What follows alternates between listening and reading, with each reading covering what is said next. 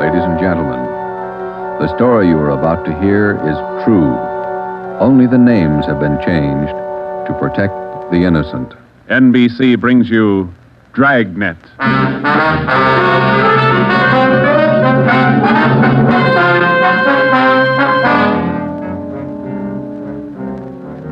You're a detective sergeant. You're assigned to homicide.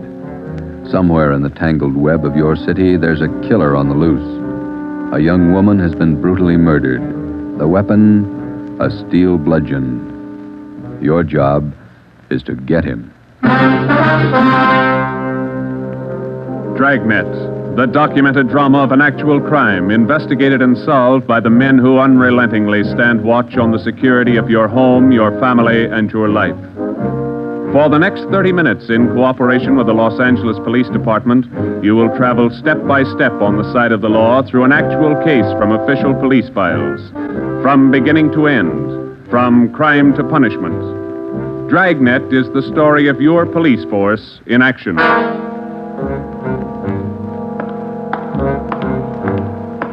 It was Thursday, March 19th. It was foggy in Los Angeles. We were working the night watch out of homicide detail. My partner's Ben Romero. The boss is Ed Backstrand, chief of detectives. My name's Friday. It was 9:14 p.m. when I got to the old Central Jail building, 3rd floor. The crime lab. Hi, Joe. Hi, coming, Lee. Just ran a spectrograph. What'd you find? The paint flake from the victim's head matches that paint on the hunk of pipe. Any prints? The pipe was clean, no latent prints. Well, that figured. Anything else? Got those blood test reports. A couple of slides for you to look at under the comparison mic. Mm-hmm. Thanks, Lee. Oh, hi, Joe. Didn't hear you come in. What's it look like, Ben? Here's the blood test reports. This one is blood found on the piece of pipe. Type A. This one's blood from the victim. Type A. They match. That's right, boys. Doesn't mean too much, though. Did you look at these slides under the microscope? No, not yet. Well, this is your clincher. Wait till I get the light. Okay, take a look. Mm-hmm. Got a make? Yeah, go ahead. Well, this slide here on the right, Mm-hmm. that's a slice of hair from the victim's head. On the other slide is hair found on the steel pipe. Yeah? She had wavy hair. Both specimens are flat. Same hair, Joe. You got anything on that piece of pipe, Lee? Nothing. Just ordinary steel pipe. 14 inches long. What else you got? The plaster impressions of those footprints we found by the body. Here they are. Crepe soles? Tennis shoes, new ones, size 9. Good impression. Ground was soft. Man about 150 pounds, according to the length of stride, roughly about 5 feet 10 inches tall. Yeah, new shoes, all right. You can still read the manufacturer's label. That's right. Made by the Sport King Company. Well, that's something to follow up. Yeah, sure. You could start with the tennis courts. Only about 1,000 or so in L.A. Maybe you'd rather track down the brand. These particular tennis shoes are the biggest sellers in the country. Yeah. Where'd you like to start, Minneapolis or Pullman, Washington? What about that glove? Yeah, you might look for a missing glove. Yeah. They go well with the shoes, just about as common. White cotton work gloves with a blue top. Here's the right glove. You find the left one. Blood on a glove? Type A. Well, that's good evidence, Jones, but where's the lead? Now, look, I don't ask you to pay my parking tickets. You want to see blow-ups? Okay. Right over here. Oh, yeah. This is the vacant lot where they found the body. Yeah, that's right. Here's a close-up of her showing the location of the murder weapon, the glove, and the footprints relative to the position of the body. Looks as bad as yesterday. Sure did work her over, didn't he? The rest of these are morgue shots. Interested? No, I checked them this morning. Once is enough, Lee. Yeah, that winds it, boys. You want to go over the stuff in her purse again? You find anything more? No, nothing you haven't seen already. The usual. Makeup, comb, barrette. That's a hair clip. Mm-hmm. Few cheap stones in it. Loose change, a quarter, nickel, few pennies. Her ID card. Yeah. Helen Corday. 33 Naomi Place. Age 21. 21. That's not very old, is it, Lee? Not to die. No.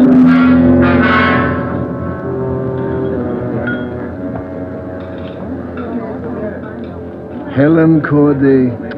Who could kill Helen Corday? Why? Why do you say that, Mr. Meyer? Well, people kill for money. They kill for love.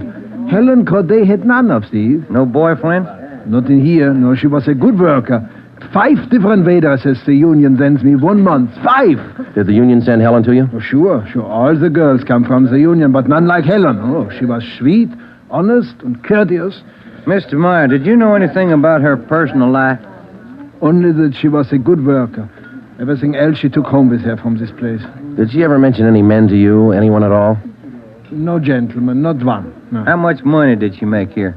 Well, I paid her $26.50 a week, every Tuesday. And not much salary for so much work, but the tips are very good here. Nice customers. Nice. This her home address, 33 Naomi Place? 33 Naomi, yeah, that's right, yeah. Thank you very much, Mr. Meyer, for your time. I wonder what kind of a person does things like that. Who could kill Helen Corday?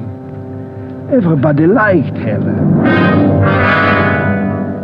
Helen Corday? I never liked her. Come on in the office, boys, where we can talk. Never liked her because I never knew her. You the head of the union? Not just a steward. I know most of the girls. This Corday girl, what'd she look like? Small brunette, about 5'3". Here's a picture. Yeah. Pretty girl, wasn't she? Oh, sure. Placed her out at Otto's place. Nice little Dutch fella. Otto Meyer. That's right. He seemed to think quite a lot of her. Yeah, she was a fine worker. Oh, sure. Always right up on her dues. Paid all the assessments right on time. Thought you said you didn't know her. Well, not right off, I didn't, but when you showed me that picture there, placed her right away. You know anything about her personal life? Hey, wait a minute. Why all these questions? Helen Corday was murdered last night. Oh. Who did it? You know anything about her personal life? Well, you can see my position, Sergeant. 1,200 girls. Check 'em in, check 'em out. Just names to me till I see a picture of 'em. You wouldn't know if she had any boyfriends here in the union, waiters, busboy? That I wouldn't know. Like I tell you, Sergeant, I never knew Helen Corday. Sure, I knew Helen Corday. Gus plays a nice piano, huh, Sergeant? Yeah. I read about it in the paper this morning. How long you been selling pianos here at this place? About as long as I knew Helen. 3 years. How'd you find me? Helen's landlady, we talked to her yesterday. She told us she worked here at this piano store. Oh. It's funny, isn't it? What's funny? See Gus over there? That fellow demonstrating the piano? A few weeks ago, I made a deal with him to give Helen piano lessons. I figured it would help her with her singing lessons. Wanted to be a singer, you know. Did Helen know that fellow, Gus? No, she never met him. Who gave her the singing lessons, Miss Olson? She took from Ostrander. Paul Ostrander out on Melrose. A lot of movie people used to take from him. What do you know about her personal life? How do you mean? Does she have any boyfriends? Well, yes. You don't seem sure, Miss Olson. Well, it's just that I don't know. I never asked Helen, but she did have a few dates with Paul Ostrander. I don't think she was serious. How about Ostrander? Gee, I don't know, Sergeant. I don't want to involve anybody. You want to help us find the killer, don't you? Well, yes, but if you're thinking Paul Ostrander did it, no, I'm sure he didn't kill her.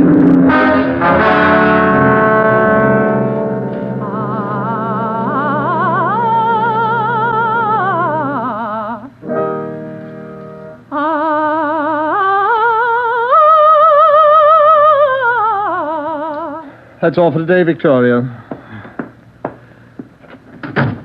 No, gentlemen. I did not kill Helen Corday. You gave her singing lessons, Mr. Ostrander. You knew her pretty well? Yes, I gave her voice coaching for about 1.5 years. Helen showed a little promise. Not a great voice, a bad vibrato. You knew her pretty well? Why do you say that? Mr. Ostrander, didn't you used to take her out once in a while? No, I didn't know Helen socially at all. We know you had dates with her. That's not true. Only times I saw her was when she came here to the studio for lessons. You better tell the truth, Mr. Ostrander. We can prove that you've been out with her. Afraid of the publicity, is that it? Certainly that's it. I have a successful business here. I've spent years building it. Anything like this would ruin me. Then you have been out with her. Only a few times. Nothing serious. I had nothing to do with her murder. Now, that's the truth. Don't you know that withholding information about a thing like this can go kind of hard for you? Yes, I know that. What else could I do? Mr. Ostrander, somewhere in this city right now, there's a guy who beat a young girl to death. He crushed her skull with a piece of steel pipe. We need every bit of information we can get to track him down. I know that, Sergeant. You could have come to us. We wouldn't run to the newspapers with it. If the information's confidential, that's the way we treat it. Most of the time, it's the people who run to the newspapers first. Then they come to us. That's right, Mr. Ostrander. People are their own press agents. Sergeant, I'd like to know what right you have to invade my privacy and lecture me on my civic duty. All right, I'll tell you what right, Ostrander. We want the man who murdered Helen Corday. I got as much right as he had at 12:14 this morning. Come on, Joe. Yeah. Thanks, Mr. Ostrander. Sorry if I invaded your privacy.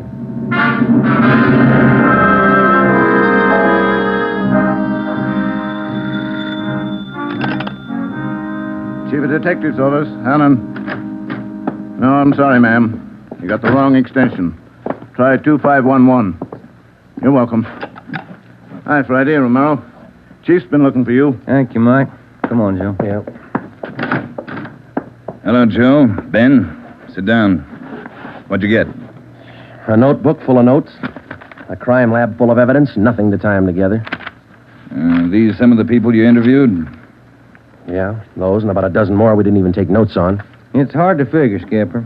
Everybody seemed to like this girl. Helen Corday. No known relatives. Single, unattached girl, living all alone in the city. Few friends and no enemies. None we can find anyway. Are you satisfied that all the people you interviewed are in the clear? Well, if we're going to stick to the simple robbery motive we are, the kind of money Helen Corday made wouldn't interest those people. How are you doing on the outside leads? Nothing. If we could just find one hole someplace, anything. All right, now look. You've got a lab full of evidence across the street. You've got a book full of names here. You've got the pieces. Now fit them together. They just don't add. Well, go over them and keep going over them until they do add. Anything from the informants? No, nothing so far. No tips on anybody that's been dough-heavy lately. Nobody shooting off their mouth. The guy we want won't advertise. Figures himself a pretty smooth operator.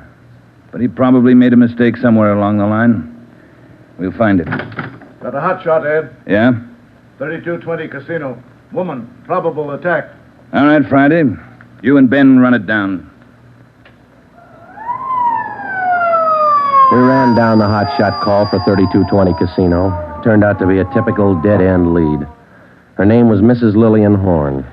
For the past 5 years, Mr. Horn had been paid regularly on Wednesdays. He spent all day Thursday drinking up his paycheck and beating his wife. The call had no connection with the Corday murder.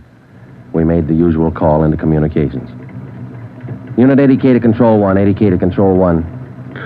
Control 1 to 80K, go ahead. On that probable attack, 3220 Casino, code 4. 80K, roger. 80K to Control 1, KMA 367. That was the beginning. For the next 3 days, we followed up every lead and every call, but they were all blind. All units were alerted, and they had as much information on the killer of Helen Corday as we did.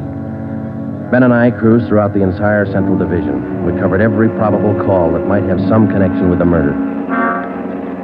Attention, Unit 41R. 1654 Swanson Terrace, a woman, victim of probable attack, code 3. Unit 41R. It didn't make any difference what the call was. If there was a possibility it might tie in with the Corday murder, we ran it down. We made it a 24-hour job. So far, if the killer made a mistake, we hadn't been able to find it. The Corday funeral was on Monday. They were all there. The girl's landlady, the voice teacher Ostrander, the girlfriend Marie Olson, the man from the union, and her boss Otto Meyer. But nobody else we hadn't checked. That was Monday afternoon.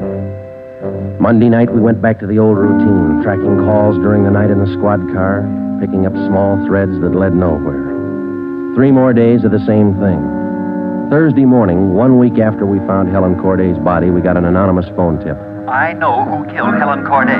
His name's George Barlow. He lives at 418 White Oak Avenue. He used to date her up all the time. Get him and you've got the murderer. We checked George Barlow and about 10 others just like him. None of them knew Helen Corday.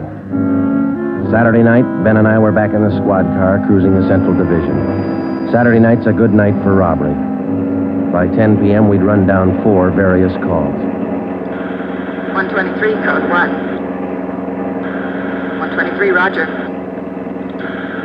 12G, call your station. Unit 13R, 1254 Tower Road. A woman screaming. Investigate the trouble. Code 2. Let's handle that one, Ben. Yeah, okay. I'll notify communications. Unit 80K to Control 1. 80K to Control 1. Control 1 to Unit 80K. Go ahead. On your 1254 Tower Road call, we're in the vicinity. We will handle. 80K, roger. 80K to Control 1, KMA 367. Let's go, Ben. Control 1 to 13R. Disregard your last call. Handled by 80K. Yeah, it should be right about here. Oh, here it is. 1254. That man who tried to kill me is running down the street. Where? He's getting to that corner street. He tried to kill me. Come on. Where'd he go, Joe? Turn right at the next corner. That's him up ahead. He's got a good lead on us. Hit the siren. He's gaining, Joe. Took a left at the next corner. Oh, he isn't going to stop. Close in as tight as you can, Ben. Down to the floor now. Swing out to the left a little. I'm going for his tires. Right. All right, that'll slow him down. Pull up on him. Yeah. All right, you. Keep both hands on that wheel and get over to the curb. Cover me, Joe. Right. Out of that car, mister. Shake him down. Hey, take it easy, will you? I haven't got a gun. Put the cuffs on him. Hey. Well, you boys work fast. What am I do with the gas chamber? Just save that, mister. It's pretty rough treatment for speeding. All right, come on, you. Look, I got a right to know where you're taking me. What's the charge? We'll let the girl tell you. What girl? You just sit there and be quiet, huh? Oh, I know where you're going. The place back on Tower Road. Well, I asked to use the phone. The girl slammed the door in my face. I don't know what you cops are trying to prove. I just wanted to use the phone, that's all. I even tried to scare her a little. I told her I'd hit her over the head if she didn't let me use the phone. It's a laugh, huh? All right, you, get out. Yeah, I suppose so. Get out. Hey. I got nothing to hide.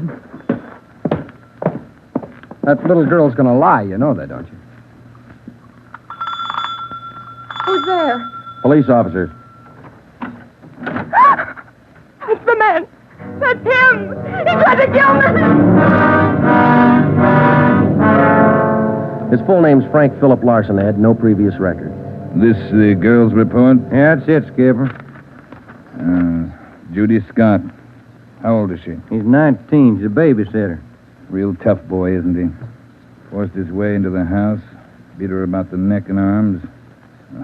A tire iron. We found it in his car. Jones is running it through the crime lab. Asked her if she had any money. She told him no. Struck her again.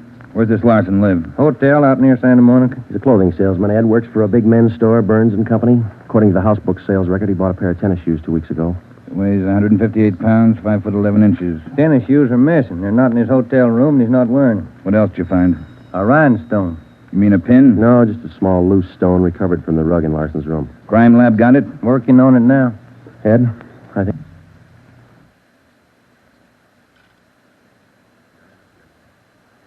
We got the man who killed Helen Corday. A few scraps of circumstantial evidence and a hunch. That's not much to go on.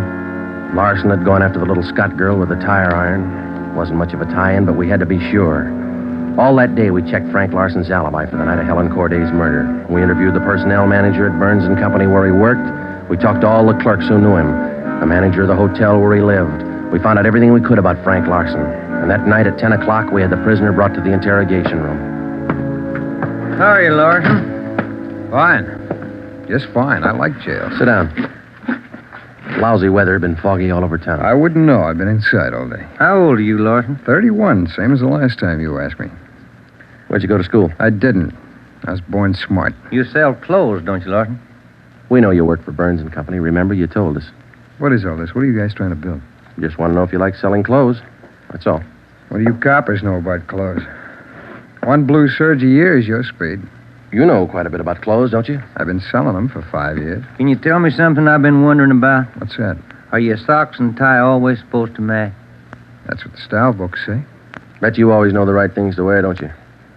You wouldn't wear black shoes with a brown suit, would you? Is that what you're keeping me here for?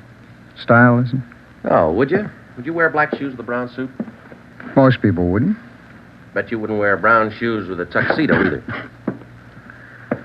I've been smoking too much. You got a glass of water? Oh, yeah, sure.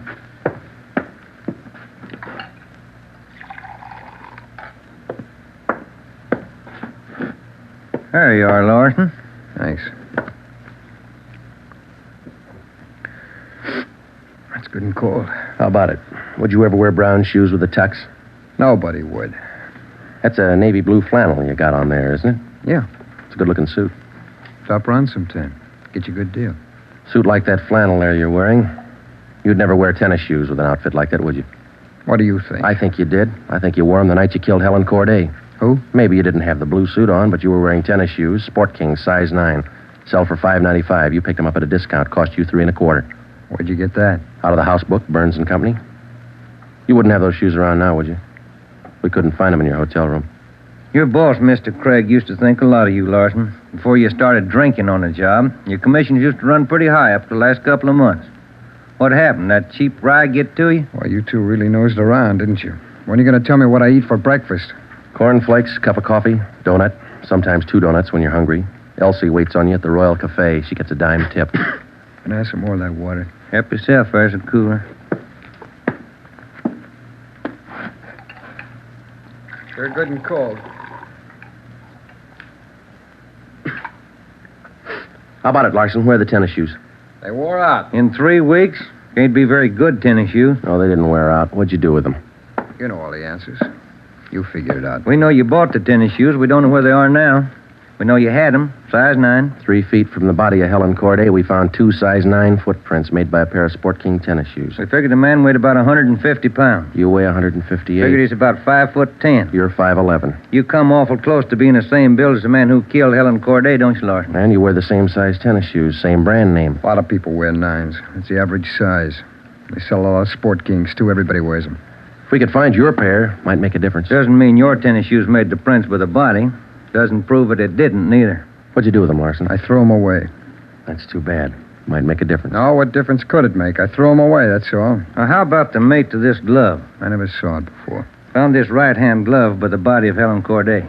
Just an ordinary cotton work glove. Everybody wears them. If we could find the missing left glove, why, it might make a difference. Size medium. That's average, too, isn't it, Larson? I never sold work gloves. I wouldn't know. No, but you bought work gloves, haven't you? Not a pair of those. Mean like this, don't you? We only got one. What kind of work gloves did you buy? I didn't buy any. You just said you did. I never said I bought any work gloves. You bought tennis shoes, though, didn't you? I told you I bought the tennis shoes. Didn't I tell you I bought them? No, you didn't tell us. We told you. Found out from Burns and Company where you work. All right, you told me. I bought them. You know that. Same kind of tennis shoes that made footprints by Helen Corday's body. It wasn't me. Then why won't you tell us what you did with them? I've already told you I threw them away. They were only 3 weeks old. Must have worn out awful fast. I didn't say they wore out. They got too dirty. No, you told us they wore out. Remember, Larson? I don't remember what I told you, but I don't have them now. We know you don't have them now. Where are they? He told us. They got too dirty. Right, Larson? Yes. Yes, that's what I said. Anyhow, you haven't got them now. No, I haven't got them now. All right, now, just for the record, Larson, which was it? Did they get too dirty or did they wear out? Whatever I said before. You said both before, Larson. All right, I said both. You haven't got anything on me. We got that little Scott girl statement from last night. She says you tried to kill her. She's lying. I told you she'd lie, didn't I? I only wanted to use the phone. She says you hit her with a tire iron. Did you hit her with that iron? No, I only tried to scare her. I didn't hit her with anything. Then how'd you get those marks around her neck and arm? Police doctor says they were made by that tire iron. I don't care what your doctor says. I didn't hurt her. Now, what do you mean, Larson? You didn't hurt her or you didn't hit her with that tire iron? Neither one. I just wanted to use her phone. How'd you know she had a phone? I didn't know she had a phone. I just went up to find out. To find out what? To find out if I could use her phone. Thought you said you didn't know if she had a phone. I don't know anything the way you twist everything around. Sorry, Larson. We only want the truth. How about a cigarette? Yeah, I could use one. Here's the light. Larson, where were you Wednesday night, March 18th? How many times you going to ask me that same question? Just want to make sure we got it right. I told you this morning. I went to a show. I got out about 11, had a beer, and I went home. What time did you get home? About 11:30. Did you stay home? I went to bed. What'd you see at the show? I never remember the names. You ought to try to remember this, and it's pretty important. Well, it was a deluxe theater. It was Spencer Tracy and something. What was on when you walked in? The news. I never go in the middle of a picture. Neither do I. Spoils them for me. Yeah, that's right. The girl in the box office doesn't remember seeing you go in. What'd she know? It was Keno night. There was a big crowd. Did you win anything? I never do. Anybody hit the jackpot? I don't remember. They give away a lot of money at those neighborhood theaters. I always remember who hits the jackpot. Well, all right, you do. I don't. Do you remember if anybody won the jackpot? I told you, no. Did they have a jackpot at that show? I guess they do. I don't know. You know it was Keno night. You should know if I had a jackpot. Maybe they had a jackpot. I don't know. I went out for a smoke. You said the cartoon was on when you walked in. Why do you always twist what I say?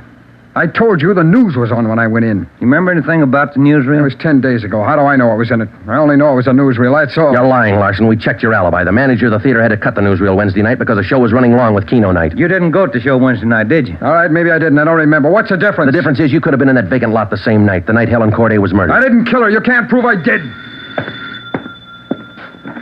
Interrogation room, Friday. Hiya, Jones. It did, huh? You're positive. Yeah, okay. Thanks, Lee. Sure you don't want to tell us what you did with those tennis shoes? I'm not going to go back over all that. I've told you guys all I'm going to tell you. You know how the Corday girl was murdered? How would I know? I don't know anything about it. She was on her way home from work, as usual, about midnight. Of course, you were home in bed about that time. But you didn't go to the show that night, Larson. On her way home, Helen Corday always took a shortcut across a vacant lot. She was about halfway through the lot when the murderer tried to grab her purse. She screamed and he struck her. Hit her several times with a piece of steel pipe 14 inches long. He beat her to death with that piece of steel pipe. Then he dropped the pipe in the right-hand cotton work glove. He left 2 footprints, size 9, Sport King tennis shoes. I know all that. Well, here's something you don't know. When the killer scooped the paper money out of that girl's purse, he accidentally took along a loose rhinestone, a stone that fell out of a cheap barrette in the bottom of her bag.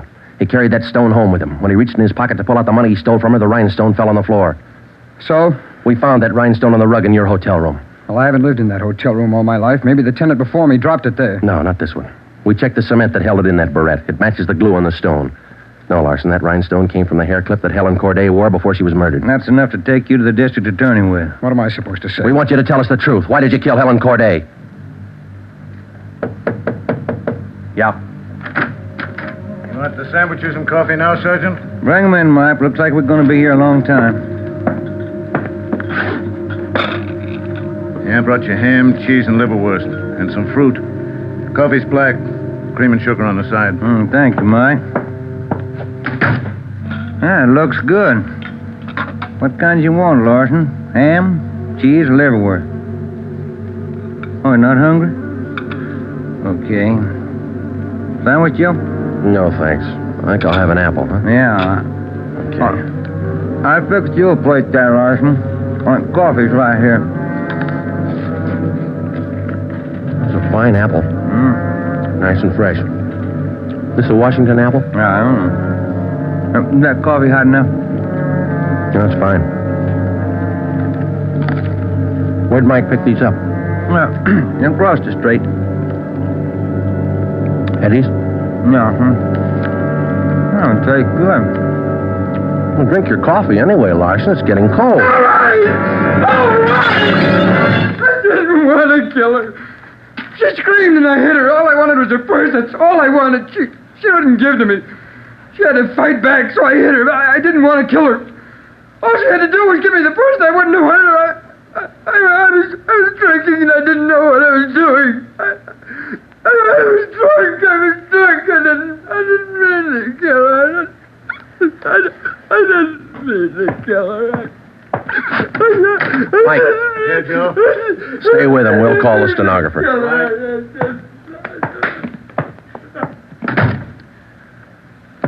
See you tomorrow, Joe.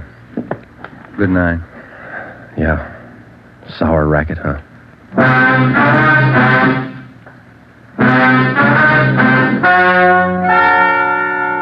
The story you have just heard is true. Only the names were changed to protect the innocent. Frank Philip Larson was tried and convicted of murder in the first degree. He was executed in the lethal gas chamber at the state penitentiary.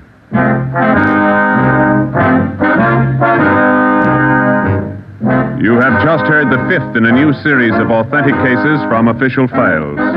Technical advice for Dragnet is furnished by the Los Angeles Police Department. Tonight's program is dedicated to Police Officer Charles A. Brady of the Chicago, Illinois Police Department, who on the night of September 2nd, 1945, gave his life so that yours might be more secure.